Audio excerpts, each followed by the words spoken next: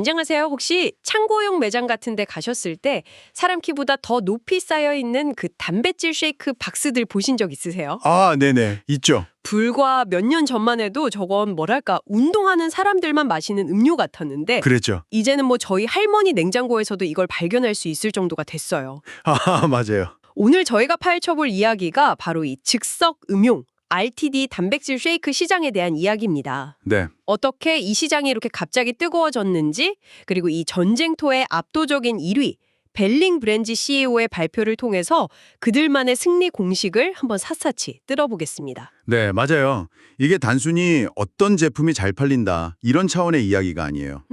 오늘 분석의 진짜 목표는요. 하나의 카테고리가 어떻게 소비자의 라이프 스타일 자체를 바꾸는지, 그리고 그 안에서 한 브랜드가 어떻게 시장의 규칙을 만들어가는지 이걸 엿보는 데 있어요. 규칙을 만든다? 네.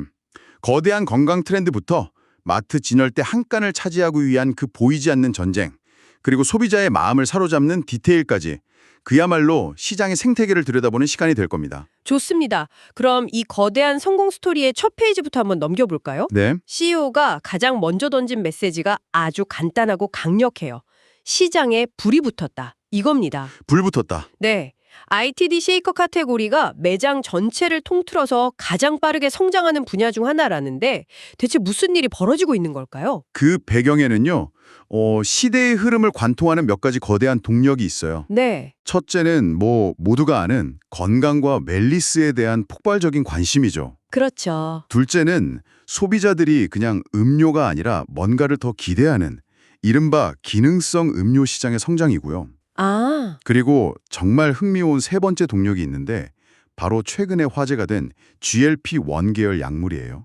그 오젬팩이나 위고비 같은 체중 감량 약물요. 맞습니다. 그게 단백질 쉐이크랑 무슨 관련 있죠? 관련이 아주 깊어요. 이 약물들이 식욕을 억제하면서 체중을 줄여주는데 근육 손실을 막으려면 단백질 섭취가 필수적이거든요. 아하. 그러다 보니까 의사들이나 영양사들이 단백질 섭취를 적극적으로 권장하게 됐고 가장 간편한 방법인 이 RTD 쉐이크가 자연스럽게 수혜를 입고 있는 거죠. 그렇군요. 마지막으로 이 모든 걸 아우르는 키워드는 역시 편리함입니다. 편리함. 네, 아무리 건강에 좋아도 바쁜 현대인들이 챙겨 먹기 어려우면 소용없잖아요. 그냥 뚜껑만 따서 바로 마시면 되니까요. 와, 그런 배경들이 있었군요. 이런 트렌드가 숫자로 나타나는 걸 보면 정말 입이 떡 벌어져요. 네, 이번 분기에만 RTD 쉐이크 카테고리 전체가 16%나 성장했는데 더 놀라운 건 이 성장의 70%가 가격을 올려서가 아니라는 거예요. 맞아요. 순수하게 판매량이 늘어서 생긴 결과라는 점. 네. 이게 진짜 찐 성장이라는 증거죠. 맞습니다. 이제는 미국 두 가구 중 한 가구, 그러니까 52%의 가구가 RTD 쉐이크를 소비한다는 통계도 있어요. 52%나요? 네. 이게 얼마나 대단한 거냐면 지난 1년 동안 이 제품을 사는 가구 비율, 즉 가구 침투율이 5%포인트나 늘었어요. 와, 이게 요즘 핫하다는 그 프리바이오틱 소다 다음으로 전 품목 중에 두 번째로 높은 증가율이에요. 그런데 여기서 진짜 좀 소름 돋는 포인트가 있어요. 뭘까요? 이 어마어마한 시장 성장의 약 4분의 1, 그러니까 25%를 프리미어 프로틴이라는 단 하나의 브랜드가 다 이끌었다는 사실이에요. 와, 혼자서 시장 전체를 그냥 끌고 가고 있는 셈이잖아요. 바로 그 지점에서 소매업체, 그러니까 우리가 가는 마트나 대형 매장들의 머릿속이 복잡해지기 시작하는 거예요. 왜죠? 이 카테고리 돈이 되는구나. 근데 이걸 어떻게 더 키우지? 고민하다가 결국 누구한테 찾아가겠어요? 1등한테. 그렇죠. 시장을 쥐고 흔드는 1등한테 찾아가는 거죠. 프리미어 프로틴, 우리 매장에서 이 코너 어떻게 꾸미면 좋을지 좀 알려줘. 이렇게 자문을 구하는 거예요. 잠깐만요. 그거 정말 이상한데요? 1등 브랜드가 경쟁사 제품까지 포함해서 전체 진열대를 어떻게 꾸밀지 소매업체에게 조언해 준다는 거잖아요. 네. 이건 거의 뭐랄까 축구 경기에서 한 팀 주장이 심판 역할까지 하는 거 아닌가요? 자기들한테 유리하게 판을 짤 수도 있는 거잖아요. 정확해요. 그래서 업계에선 이걸 카테고리 캡틴이라고 불러요. 그만큼 그 브랜드의 시장 지배력이 막강하다는 뜻이죠. 소매업체 입장에서도 검증된 1등의 데이터를 믿는 게 자기들 매출에 더 도움이 된다고 판단하는 거고요. 그리고 이게 그냥 조언에서 그치는 게 아니라 실제 행동으로 이어집니다. 쉐이크 코너 진열 공간을 대폭 늘리고요. 사람들 눈에 가장 잘 띄는 매장 입구 쪽으로 위치를 옮겨주고요. 아, 목 좋은 것으로? 그렇죠. 반대로 실적이 부진한 하위 브랜드들은 조용히 진열대에서 사라지는 거죠. 판이 이렇게 커지니까 당연히 새로운 경쟁자들도 막 뛰어들겠죠. 그럼요. 특히 자본력이 막강한 다른 대형 식품 기업, CPG 회사들이 군침을 흘리고 있을 텐데요. 네. 보통 CEO들은 경쟁사 등장을 경계하기 마련인데 이 CEO의 생각은 아주 흥미로워요. 어떻게요? 아직 침투율이 낮은 시장에서는 경쟁이 오히려 약이 된다고 말하거든요. 솔직히 이거 투자자들 안심시키려는 립서비스처럼 들리기도 하는데 정말로 좋은 걸까요? 충분히 그렇게 생각할 수 있어요. 하지만 그 논리를 들어보면 꽤 설득력이 있어요. 오, 생각해보세요. 새로운 경쟁자가 들어오면 뭘 할까요? 자기 제품 알리려고 TV 광고하고 소셜미디어에 마케팅 비용을 쏟아붓겠죠? 그렇죠. 매장에 와서는 우리 제품도 진열해달라고 공간을 요구할 거고요.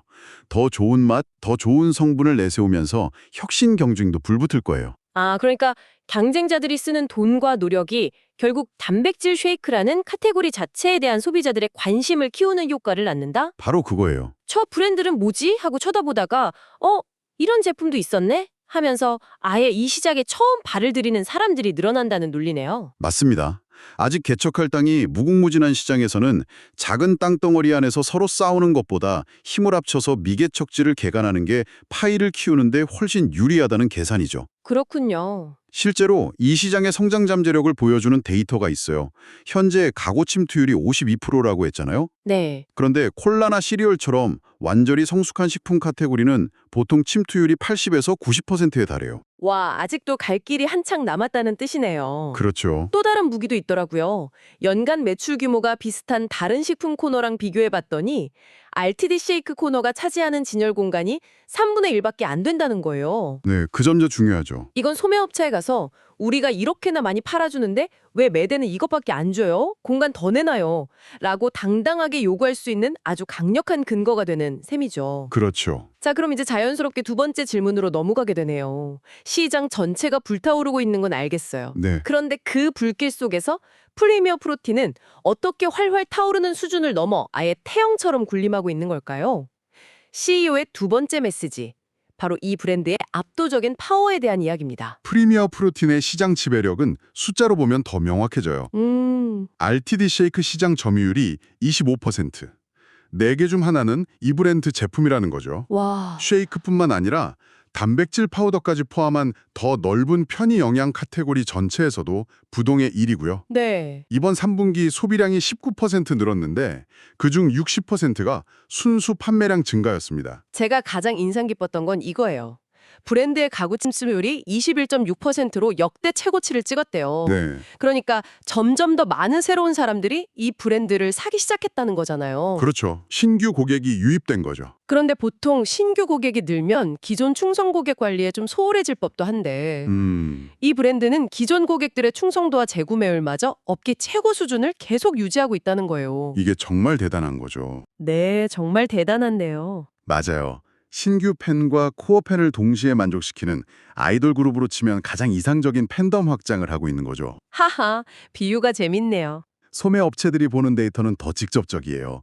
매장에서 가장 빨리 팔려나가는 제품. 이걸 업계에서는 벨로시티가 가장 높은 브랜드라고 표현하는데요. 아, 벨로시티. 네, 프리미어 프로틴이 바로 그 1위 벨로시티 브랜드예요. 이 브랜드 제품들은 내놓기만 하면 카테고리 내 상위 3분의 1 안에 들 정도로 다 잘 팔리니까 소매업체 입장에서는 진열 공간을 더 내줄 수밖에 없는 거죠. 덕분에 진열 점유율, TDP, 토탈 디스트리뷰션 포인트도 34%나 늘었고요. 대체 비결이 뭘까요? CEO가 직접 밝힌 성공의 비결은 의외로 단신했어요. 뭐였나요? 첫째, 대중적인 매력. 특정 마니아층이 아니라 남녀노소 누구나 좋아할 만한 포지셔닝을 했다는 거고요. 둘째는 믿을 수 없는 맛. 그리고 마지막이 업계를 선도하는 소비자 충성도예요. 특히 저 믿을 수 없는 맛이라는 게 핵심인 것 같아요. 아, 맛이요? 네, 저도 솔직히 초콜릿 퍼지 맛을 한번 마셔봤는데 이게 운동 후에 마시는 단백질 보충제인지 그냥 아주 맛있는 고급 초코우유인지 헷갈릴 정도더라고요. 와, 그 정도예요? 네, 건강을 위해 맛없는 걸 억지로 참는다는 개념을 완전히 깨버린 거죠. 그러니까 단백질이 필요한 순간뿐만 아니라 그냥 오후에 출출할 때 간식으로, 아침에 바쁠 때 식사 대용으로 자연스럽게 손이 가게 만드는 거예요. 그렇군요. 현재의 성공이 안주하지 않고 미래를 위해 더 큰 그림을 그리고 있다는 게 CEO의 마지막 메시지였어요. 네. 미래를 위한 투자라는 이름으로 성장을 가속화할 3가지 전략을 발표했는데 여기서 1위 기업의 진짜 속내를 엿볼 수 있었습니다. 네, 그 3가지 핵심 동력은 바로 브랜드 지원 강화, 유통 채널 확장, 그리고 혁신이었어요. 하나씩 뜯어보죠. 네. 먼저 브랜드 지원 강화인데 이미 1등인데 뭘 더 지원한다는 걸까요? 저도 그게 궁금했어요. 그런데 2021년 이후 처음으로 대규모 미디어 캠페인을 다시 시작했대요. 아, 광고를 다시. 네, 해봤더니 투자 대비 수익, 즉 ROI가 엄청나게 좋았다는 걸 확인한 거예요. 그래서 최근에 포장 디자인을 싹 바꾸면서 2차 미디어 캠페인까지 시작했습니다. 새로운 포장 디자인의 목표가 아주 명확해요. 첫째는 좀 더 세련되고 현대적인 느낌을 주는 것. 둘째는 수십 가지 제품이 빽빽한 매대에서 소비자 눈에 확 띄게 만드는 것. 그렇죠. 그리고 마지막 목표가 가장 중요해요. 바로 젊은 소비자들에게 어필하는 겁니다. 아, 젊은 층. 네, 기존의 충성도 높은 고객층에 더해서 미래의 주력 소비자가 될 젊은 층까지 사로잡겠다는 야심이죠. 광고 같은 외부 활동뿐만 아니라 매장 안에서의 투자도 엄청나게 늘리고 있더라고요. 어떤 식으로요? 할인 프로모션을 더 자주 하고 계산대앞처럼 목 좋은 곳에 특별 진열대를 설치하고 소비자들이 직접 맛볼 수 있는 시음 행사도 대폭 확대하고 있대요. 와, 심지어 이걸 위해서 전담팀을 새로 꾸리고 외부 파트너사까지 영입했을 정도라니 정말 공격적이죠? 두 번째 동력은 유통 채널 확장이에요. CEO가 이걸 아주 중요한 기회라고 표현했는데 그 근거로 제시한 통계가 정말 설득력 있습니다. 네. 아까 프리미어 프로틴이 편의 영양 카테고리 전체 매출의 11%를 차지한다고 했잖아요. 네, 그랬죠. 그런데 정작 매장 진열대에서 차지하는 공간 비중은 4%에 불과하다는 거예요. 와, 이건 정말 강력한 무기네요. 그렇죠. 소매업체 바이어를 만나서 이렇게 말하는 거잖아요. 우리 브랜드가 이 코너 전체 매출의 11%를 책임지고 있는데 왜 공간은 4%밖에 안 줍니까? 이건 불합리합니다. 우리한테 공간을 더 주면 당신네 매장 매출도 훨씬 더 오를 겁니다. 정확합니다.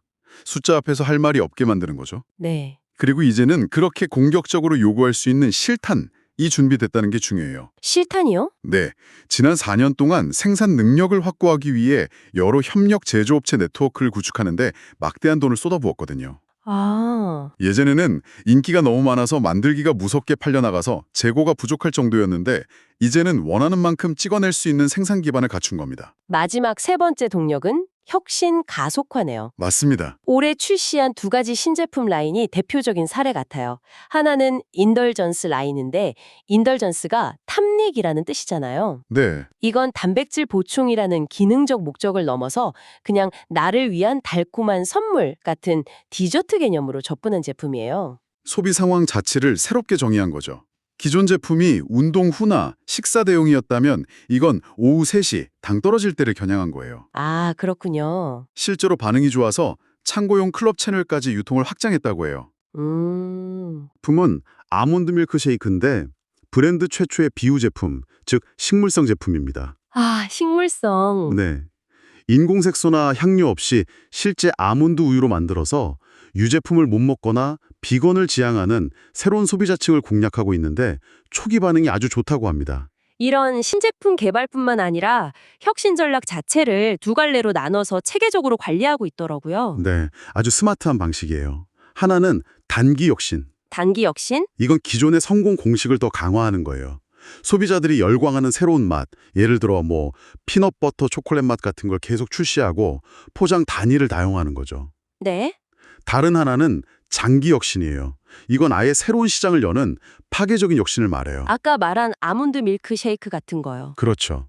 기존에는 우리 고객이 아니었던 사람들을 끌어들이거나 아무도 생각지 못했던 새로운 소비 상황을 만들어내는 거죠. 이 2가지 혁신의 균형을 맞추는 게 지속 성장의 핵심이라고 보는 거예요. 와, 정말 빈틈이 없네요. CEO는 아주 자신감 넘치는 발언으로 발표를 마무리했어요. 네. RTD 카테고리의 성장 모멘텀은 강력하고 소매업체들도 이 파티에 적극적으로 동참하고 있습니다. 그리고 그 흐름의 중심에 프리미어 프로틴이 있습니다. 우리의 성장 잠재력은 여전히 무궁무진합니다. 라고요. 그리고 마지막에 던진 통계 하나가 정말 오랫동안 기억에 남았어요. 저도요. 아마 같은 걸 거예요. 혹시 프리미어 프로틴은 1초에 36개의 쉐이크를 판매합니다. 하지만 이 브랜드의 가구 침투율은 아직 20%대에 불과합니다. 네, 바로 그거예요. 1초에 36개라니 정말 엄청난 숫자인데 동시에 전체 가구의 20%만이 이 브랜드를 경험했다는 거잖아요. 그렇죠. 이게 대체 뭘 의미하는 걸까요? 이 문장 하나에 이 브랜드의 성공 스토리와 미래 비전이 모두 담겨 있어요. 1초에 31개가 팔린다는 건 한번 이 제품을 맛본 기존 고객들이 얼마나 미친 듯이 반복 구매를 하는지, 즉 충성도가 얼마나 하늘을 찌르는지를 보여주는 지표예요. 네. 동시에 가구 침투율 20%라는 건 나머지 80%의 가구라는 어마어마한 미개척지가 아직 남아있다는 거대한 성장 가능성을 의미하죠. 와, 강력한 집토끼와 앞으로 잡아야 할 수많은 산토끼. 바로 그거죠. 이 두 가지를 모두 가졌다는 완벽한 자신감의 표현인 셈입니다. 오늘 이야기를 정리해보죠. RTD 단백질 쉐이크 시장은 건강, 편의성, 그리고 새로운 약물 트렌드까지 더해져서 그야말로 폭발하고 있습니다. 네.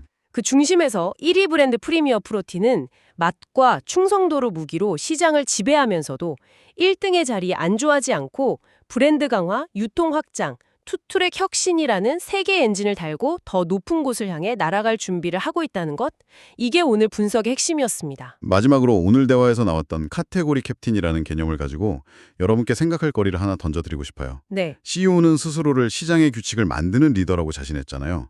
앞으로 마트 쉐이크 코너를 지날 때 한번 상상해 보세요.